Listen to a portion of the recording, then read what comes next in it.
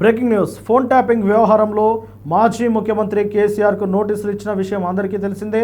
ఈ నోటీసులపై కేసీఆర్ గారు మరొకసారి స్పందించే అవకాశం ఉంటుందని తెలుస్తా ఉన్నది.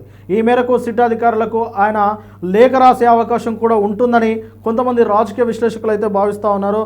ఇప్పటివరకు సిట్ అధికారులు ఒకసారి నోటీసులు ఇచ్చారు, మరొకసారి నోటీసులు ఇచ్చారు. అంటే ఫస్ట్ సారి నోటీసులు ఇచ్చినప్పుడు కేసీఆర్ గారు నేను మున్సిపల్ ఎన్నికలకు సంబంధించిన విధులలో బిజీగా ఉన్నందున షెడ్యూల్ కుదరనందున మరొక తేదీ నాడు నోటీసులు ఇవ్వాల్సిందిగా ఆయన అభ్యర్థించారు. ఆ అభ్యర్థనను తీసుకున్న అధికారులు మరొకసారి ఆయనకు ఒక రోజు ఆగి నోటీసులు అందజేశారు. ఈ నోటీసులో భాగంగా ఫిబ్రవరి 2న ఆయన విచారణకు సహకరించాలని, అయితే నందినగర్ నివాసంలో విచారించడానికి అనుమతి ఇచ్చాలని చెప్పేసి దీనికి సంబంధించి కూడా నందినగర్ ఆయన ఇంటి దగ్గర నోటీసులు అతికించి వెళ్ళారు.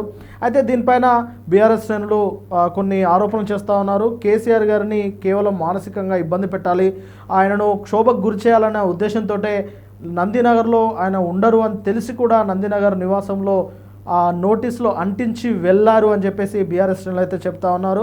మరి వారికి తగ్గట్టుగానే కేసీఆర్ గారు సైతం వ్యూహాలు రచిస్తున్నట్లు అర్థమవుతా ఉన్నది. ఈ నేపథ్యంలో కేసీఆర్ ఇక మున్సిపల్ ఎన్నికలు ముగిసే వరకు విచారణకు హాజరు కాబోడు అనేది ఇప్పుడు ప్రధానంగా చర్చ నడుస్తూ ఉన్నది. దీనికోసం లాయర్లతో కూడా ఆయన చర్చిస్తున్నట్టు తెలుస్తూ ఉన్నది.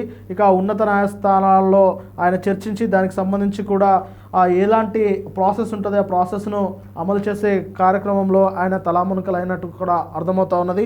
అంటే మున్సిపల్ ఎన్నికలు అయ్యేంత వరకు బీఆర్ఎస్ అధినేత సిట్ ముందు వెళ్ళబోడు, సిట్ విచారణకు ఆయన హాజరు కాబోడు అనేది చాలా క్లియర్గా అర్థమవుతా ఉన్నది.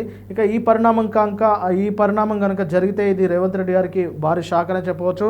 ఎందుకంటే మున్సిపల్ ఎన్నికల్లో కేసీఆర్ గారిని ఇబ్బంది పెట్టి పొలిటికల్గా లాభపడాలని రేవంత్ రెడ్డి గారు ఏదైనా కలలు కంటా ఉంటే ఆ కలల మీద ఈయన నీళ్లు పోసినట్టు అయిపోయింది. ఎందుకంటే కేసీఆర్ గారికి సైతం చాలా వ్యూహాలు తెలుసు, ఆయన ఎప్పుడు ఎలా వ్యవహరించాలో ప్రతిదీ ఆయనకు తెలుసు. కాబట్టి ఇక మున్సిపల్ ఎన్నికల ముందు ఈ ఆటలకు ఆయన తావివ్వకుండా మున్సిపల్ ఎన్నికల తర్వాత విచారణకు హాజరవుతా అనేలా దానికి సంబంధించిన నియమ నిబంధనలను అనుసరించి అవసరమైతే కోర్టుల వరకు వెళ్ళి దానికి సంబంధించిన స్టే తెచ్చుకునే అవకాశం కూడా ఉంటుందని విశ్లేషకులు భావిస్తూ ఉన్నారు. చూడాలి మరి ఈ మొత్తం ఫోన్ ట్యాపింగ్ వ్యవహారంలో ఆయన మున్సిపల్ ఎన్నికల ముందు విచారణకు హాజరవుతారా, లేదంటే మున్సిపల్ ఎన్నికలు అయిపోయిన తర్వాత విచారణకు హాజరయ్యేలా ఆయన దానికి సంబంధించి ఏదైనా ఏర్పాట్లు చేసుకుంటారా అనేది ఇప్పుడు ఆసక్తికరంగా మారింది.